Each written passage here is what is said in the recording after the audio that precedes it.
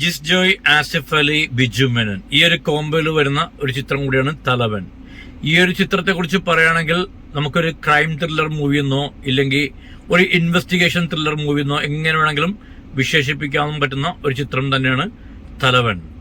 ഈ പടത്തിന്റെ ഡയറക്ടർ ജിസ് ജോയ് എന്ന് പറഞ്ഞ ഡയറക്ടർ ഒരുപക്ഷെ നിങ്ങൾക്ക് അറിയാൻ പറ്റും. നല്ല ഗംഭീര സൗണ്ടാണ് പുള്ളിയുടെ. കാരണം വെച്ചാൽ ഡബിങ് ആർട്ടിസ്റ്റാണ്. എനിക്കൊന്ന് 2003 അവസാനം 2004 ഫിലിം ഇൻഡസ്ട്രിയിലേക്ക് പുള്ളി വരുന്നത്.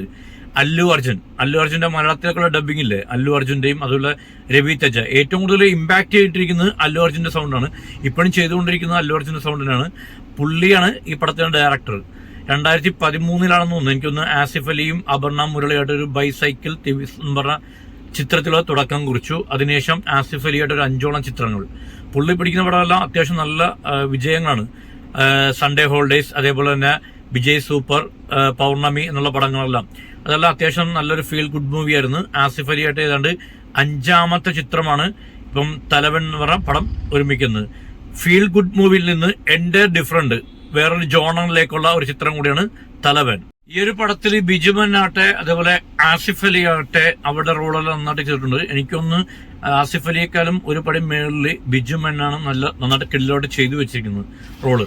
പിന്നെ ഇതിനകത്തൊരു രണ്ട് ഫൈറ്റ് സീക്വൻസ് ഉണ്ട്. അതിൽ ഒന്ന് ജയിലിനകത്ത് വെച്ചാണ് ബിജു മേനോനായിട്ടാണ്. പക്ഷെ ആ ഫൈറ്റ് സീക്വൻസ് എനിക്ക് ബിജു മേനോനെ ഒട്ടും പറ്റുന്നില്ല. ബോഡിയൊന്നും വലിയ വഴക്കം കിട്ടുന്നില്ല എന്നുപോലെ തോന്നി. പിന്നെ ബിജു മേനോന്റെ BGM എല്ലാം കിടുവായിരുന്നു. ആസിഫ് അലിക്ക് പടത്തി ചിരിയോ കാര്യങ്ങളൊന്നുമില്ല. ഒരു ഇൻവെസ്റ്റിഗേഷൻ നടത്തുന്ന ഭാഗമായിട്ട് നടത്തുന്ന കുറച്ച് കാര്യങ്ങളാണ് അതിനകത്ത് വന്ന് സംഭവിക്കുന്ന ഇൻസിഡന്റിലാണ് ഈ പടത്തിലൂടെ കാണിക്കുന്നത്. പിന്നെ ഈ പടത്തിൽ വെറുപ്പീരായിട്ട് തോന്നിയത് ജാഫർ ഇടിക്കുന്ന ക്യാരക്ടറാണ്. അത് ആ ക്യാരക്ടറിന്റെ ആവശ്യമില്ലായിരുന്നു എന്ന് തോന്നി. വെറുതെ കോമഡിക്ക് വേണ്ടി കൊണ്ടുവന്നാണ്. പക്ഷെ കോമഡി അങ്ങോട്ടേക്ക് വർക്കൗട്ട് ആവുന്നില്ല. ആ ക്യാരക്ടർ എനിക്ക് ഉൾക്കൊള്ളാൻ പറ്റില്ല. ഇതെന്റെ ഒരു ഒപ്പീനിയനാണ്. മറ്റുള്ളവർക്ക് എങ്ങനെയാണെന്ന് അറിയത്തില്ല. ഓരോരുത്തർക്കും ഓരോ ഇഷ്ടങ്ങളാണല്ലോ അല്ലെ. അപ്പൊ ആ കോമഡിയിലേക്ക് കൊണ്ടുവന്ന ക്യാരക്ടർ ഒട്ടും അങ്ങോട്ടേക്ക് വർക്കൗട്ട് ആയില്ല എന്നാണ് എന്റെ ഒരു കാഴ്ചപ്പാട്. എന്തുകൊണ്ടും ഇൻവെസ്റ്റിഗേഷൻ മൂവിയിൽ ത്രില്ലർ മൂവി ഇഷ്ടപ്പെടുന്നവർക്ക് ധൈര്യമായിട്ട് ടിക്കറ്റ് എടുക്കാൻ പറ്റുന്ന ഒരു പടം തന്നെയാണ്. സീൻ ബൈ സീൻ നമുക്ക് എന്താ പറയാ, ഒരു ത്രില്ല് വരുന്നില്ലെങ്കിലും ഇല്ലെങ്കിൽ ഒരു വൗ ഫാക്ടേഴ്സ് വരുന്നില്ലെങ്കിൽ പോലും നമുക്ക് ആ പടം തുടക്കം മുതൽ അവസാനം വരെ ലാഗടിക്കാതെ നമുക്ക് കണ്ടിരിക്കാം. നല്ലൊരു പടം തന്നെയാണ്. മസ്റ്റ് വാച്ച് തിയേറ്റർ എക്സ്പീരിയൻസ് തന്നെയാണ്.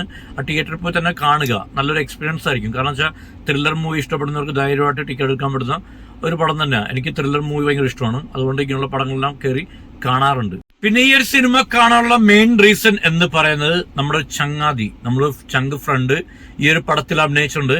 രാജേഷ് എന്നാണ് പേര്. തകഴിയിലുള്ളതാണ്. ആലപ്പുഴ തകഴിയില്ലേ, തകഴിയിലുള്ളതാണ്.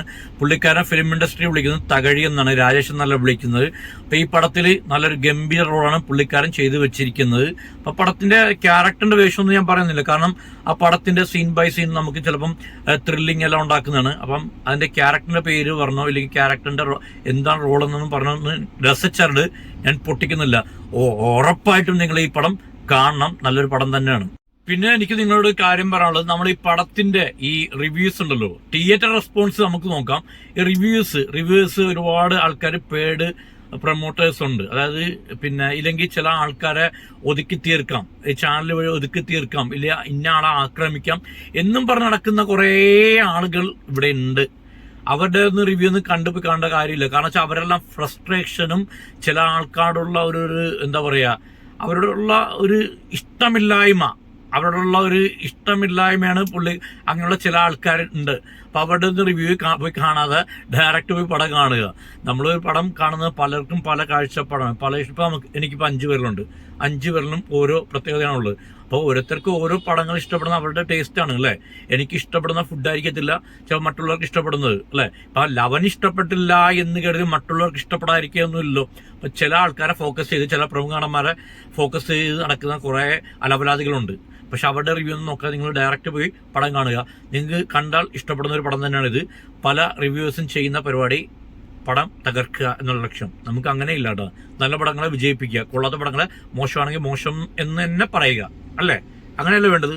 ഞാൻ ഈ സിനിമക്ക് കൊടുക്കുന്ന റേറ്റിംഗ് എന്ന് പറയുമ്പം 5ൽ ഒരു 3.51 ആണ്. അപ്പം തിയേറ്ററിൽ പോയി കാണേണ്ട ഒരു ചിത്രം തന്നെയാണ്. നല്ല ഉറക്കമുണ്ട്. വെളുപ്പിനെ എയർപോർട്ട് നമ്മുടെ ചങ്ക് ഒരു പയ്യൻ വന്നിട്ടുണ്ട്, അവനെ കൊണ്ടാക്കിയിട്ട് ഇപ്പം വന്നുകൊണ്ടിരിക്കുകയാണ്. അപ്പം നല്ല ഉറക്കക്ഷീണമുണ്ട്. അപ്പം നിങ്ങൾ തിയേറ്ററിൽ പോയി തന്നെ ഇപ്പോൾ ഒരു പടം കാണുക. ഇന്നും ഒരുപാട് പടങ്ങൾ ഇറങ്ങിയിട്ടുണ്ട്. ഏതാണ് നല്ല പടം നോക്കിയിട്ട് കണ്ടിട്ട് നല്ലതാണെങ്കിൽ റിവ്യൂ ചെയ്യാം. കൊള്ളത്തില്ലെങ്കിൽ റിവ്യൂ ചെയ്യും. അപ്പം നല്ലതാണെങ്കിൽ നമുക്ക് പറയുമ്പോൾ ഒരു സന്തോഷമാണ്. കൊള്ളത്തില്ലെങ്കിൽ നമുക്ക് കൊള്ളത്തില്ല എന്ന് പറയുമ്പോൾ അതിൻ്റെ ഒരു വിഷമം കാണും. അപ്പോൾ നമ്മൾ കടയിൽ കയറി ഫുഡ് കഴിക്കുന്നു അല്ലേ, ഫുഡ് കഴിച്ചിട്ട് നല്ലതാണെങ്കിൽ നല്ലതെന്ന് പറയും. ഇപ്പോൾ കൊള്ളത്തില്ലെങ്കിൽ, അത് കൊള്ളാത്ത ഫുഡാണെങ്കിൽ നമുക്കത് നല്ലതെന്ന് പറയാൻ നമ്മുടെ മനസ്സ് അനുവദിക്കത്തില്ല അല്ലേ.